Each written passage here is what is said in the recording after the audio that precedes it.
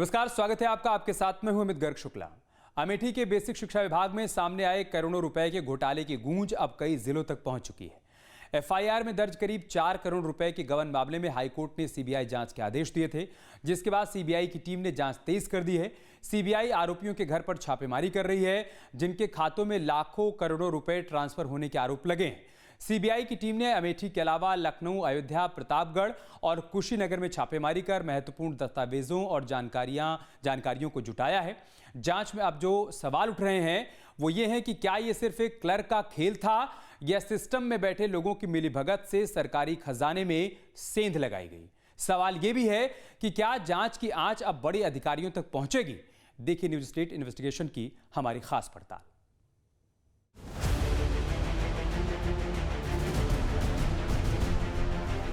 सुबह का वक्त अमेठी के बंदोइया गांव में अचानक सीबीआई की टीम पहुंचती है। टीम सीधे अभिषेक तिवारी के घर जाती है, दस्तावेज खंगाले जाते हैं और बैंक खातों की जानकारी जुटाई जाती है। दूसरी तस्वीर अयोध्या से सामने आई, जहां सीबीआई की टीम ने नगर कोतवाली के देवकाली पुलिस चौकी के पास पवन कुमार मालवीय के घर छापेमारी की। तस्वीरों में सीबीआई की गाड़ी और एक मकान दिखाई दे रहा है, जिसमें सीबीआई की टीम ने जरूरी दस्तावेज खंगाले।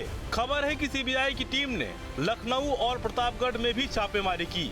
इसके साथ ही सीबीआई ने उस घोटाले की पड़ताल शुरू कर दी है, जिसने अमेठी जिले में बेसिक शिक्षा विभाग को कटघरे में खड़ा कर दिया है। सवालों के घेरे में है अमेठी जिले का बेसिक शिक्षा विभाग और जिला कोषागार से भुगतान की पूरी प्रक्रिया। सीबीआई ने जांच शुरू की है तो घोटाले में और भी खुलासे की संभावना बढ़ गई है। न्यूज स्टेट इन्वेस्टिगेशन में बड़ा खुलासा, बेसिक शिक्षा विभाग में करोड़ों का घोटाला, वेतन और एरियर का पैसा गबन की भेंट चढ़ा, मिली भगत से काम, ट्रेजरी से कराया भुगतान। सीबीआई ने शुरू की जांच, शिकंजे में आएंगे घोटालेबाज। अमेठी में बेसिक शिक्षा विभाग में सामने आए करीब 4 करोड़ रुपए के गबन का मामला अब सिर्फ वित्तीय अनियमितता तक सीमित नहीं रह गया है, बल्कि इसके तार कथित रूप से अकूत संपत्ति और प्रभावशाली नेटवर्क तक भी जुड़े होने की चर्चाएं हैं। पूरे मामले की शुरुआत तब हुई जब विभागीय खातों से करोड़ों रुपए विभिन्न निजी खातों में स्थानांतरित किए जाने के आरोप सामने आए। जांच समिति गठित हुई, रिपोर्ट आई, एफआईआर दर्ज हुई और कई लोगों के नाम सामने आए। सरकारी विभागों में कर्मचारियों के वेतन भुगतान में ट्रेजरी को सबसे सुरक्षित जरिया माना जाता है, लेकिन अमेठी जिले में बेसिक शिक्षा विभाग और ट्रेजरी के कर्मचारियों ने इसी में सेंधमारी कर ली। आरोप है कि शिक्षकों के एरियर और विभागीय भुगतान से जुड़े करोड़ों रुपए अन्य खातों में ट्रांसफर कर दिए गए। शुरुआती जांच में ही करोड़ों के गबन का खुलासा हुआ, जिसके बाद मामले में एफआईआर दर्ज कराई गई। बेसिक शिक्षा विभाग में 4 करोड़ के कथित गबन का आरोप, फर्जी दस्तावेजों से निजी खातों में ट्रांसफर का दावा, कई खातों में करोड़ों और लाखों रुपए पहुंचे। जांच रिपोर्ट में कर्मचारियों और शिक्षकों की भूमिका संदिग्ध। डीएम ने राजस्व के तौर पर पैसों की रिकवरी के आदेश दिए। डीएम के आदेश को हाईकोर्ट में चुनौती दी गई।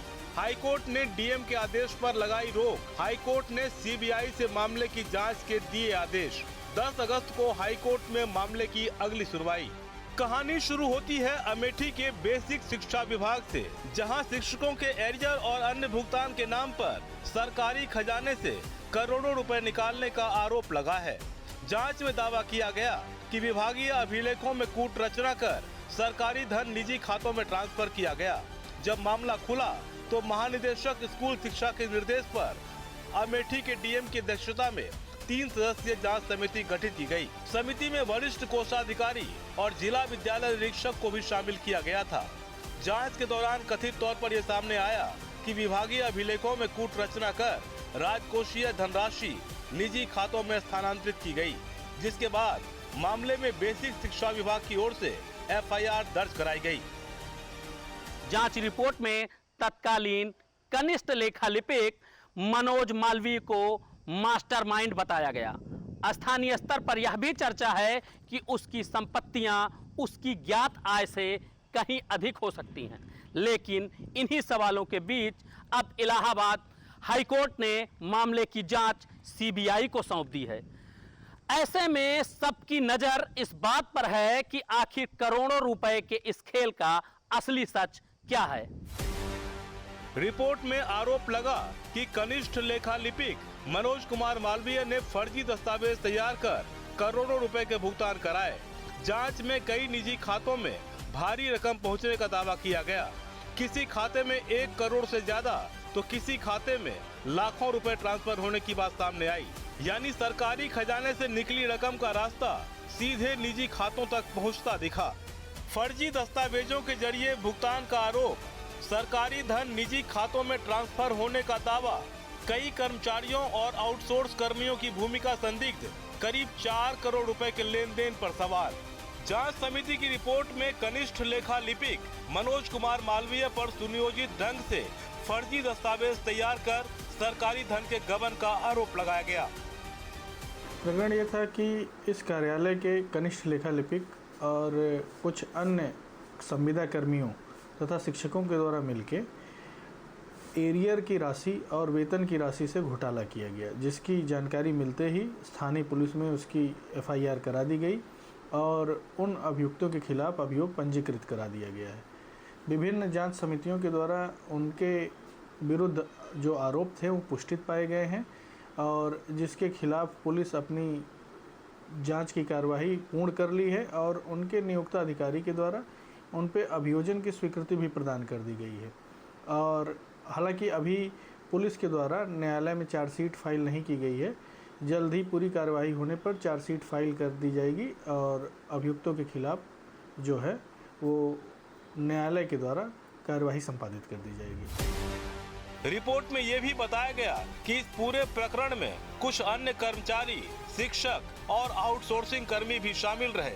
जांच में जिन खातों में फंड ट्रांसफर की बात सामने आई उनमें शिवम कुमार पांडे के खाते में 1,34,53,346 रुपए, अभिषेक सिंह के खाते में 54,26,273 रुपए, शैलेश चंद्र शुक्ल के खाते में 47,42,520 रुपए, श्रवण कुमार द्विवेदी के खाते में 77,06,260 रुपए शामिल हैं।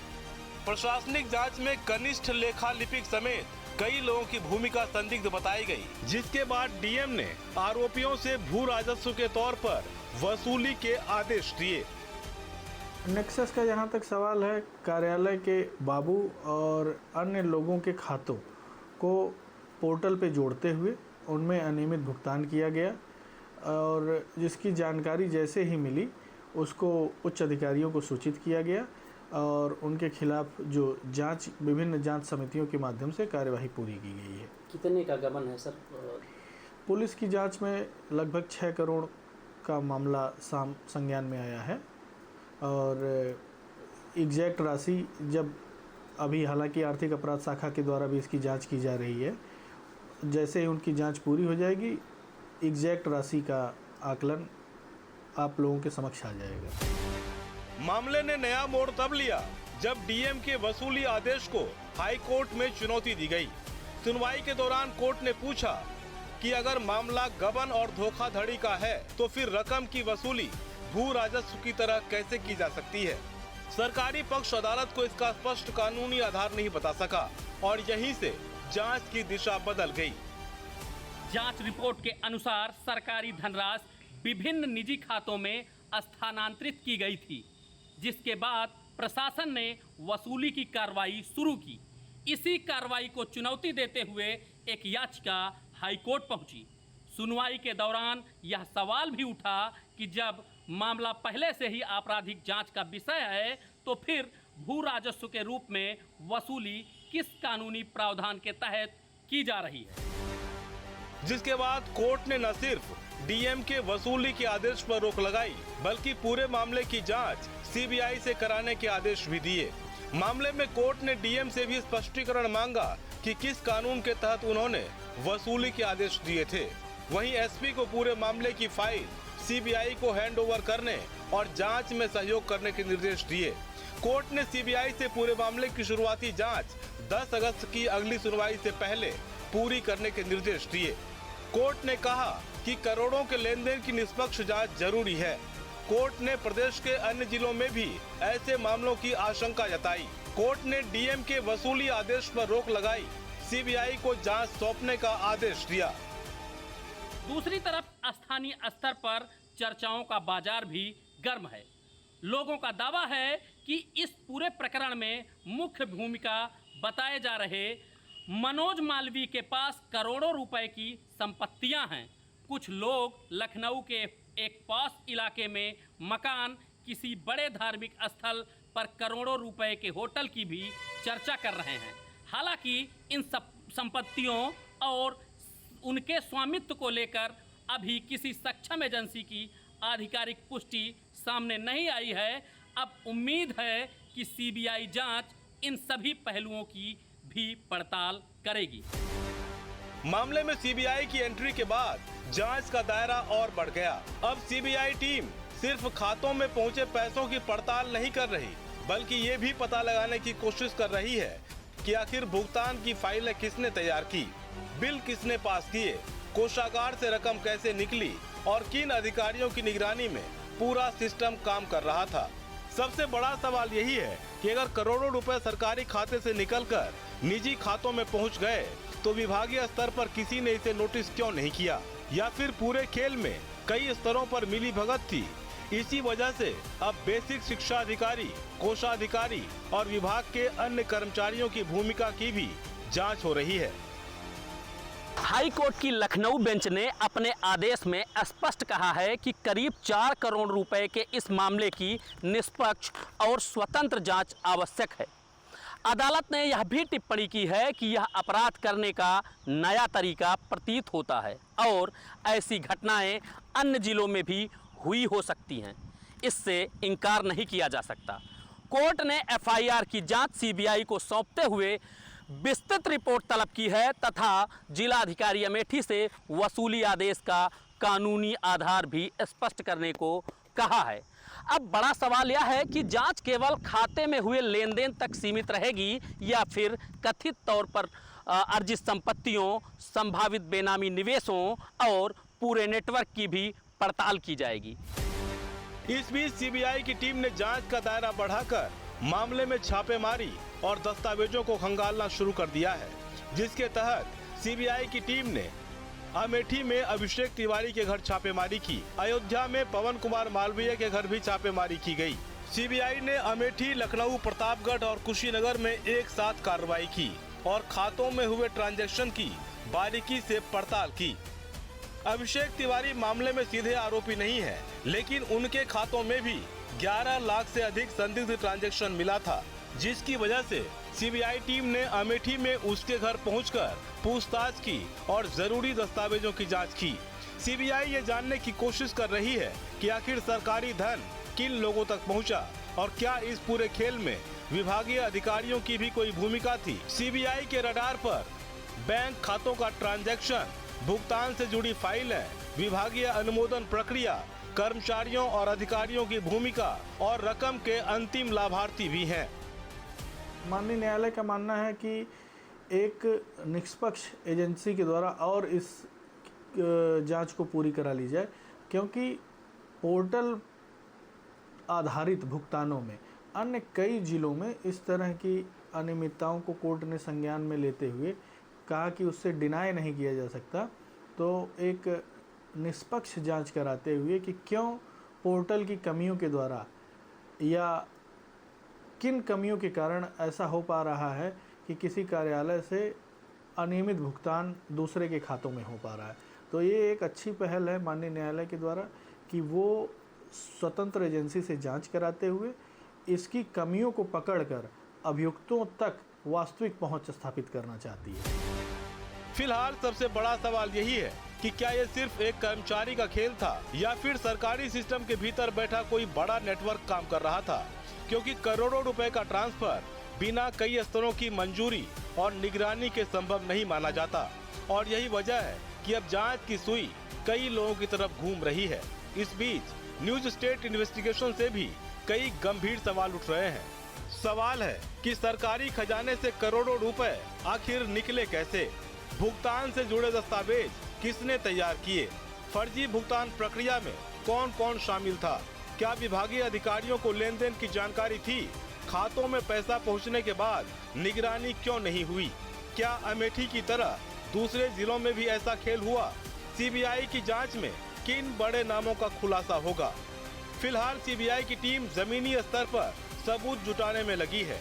हाईकोर्ट ने भी साफ कर दिया है कि मामले की तह तक पहुंचना जरूरी है। ऐसे में अब सबकी नजर सीबीआई की जांच रिपोर्ट पर टिकी है, क्योंकि सवाल सिर्फ 4 करोड़ रुपए का नहीं, बल्कि उस सिस्टम का है जिस पर सरकारी धन की सुरक्षा की जिम्मेदारी होती है। फिलहाल पूरे जिले की निगाहें सीबीआई की कार्रवाई और आगामी 10 अगस्त को होने वाली अगली सुनवाई पर टिकी हुई हैं।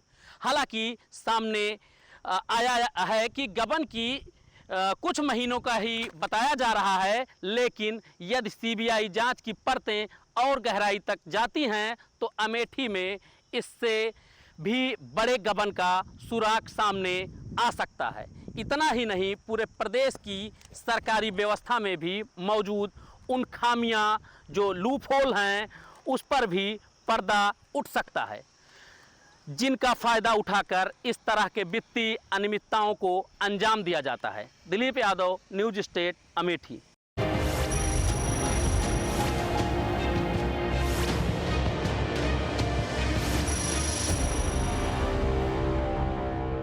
आपके मोबाइल पर तुरंत आएगी ब्रेकिंग न्यूज। स्क्रीन पर सबसे पहले दिखेगी बड़ी खबर।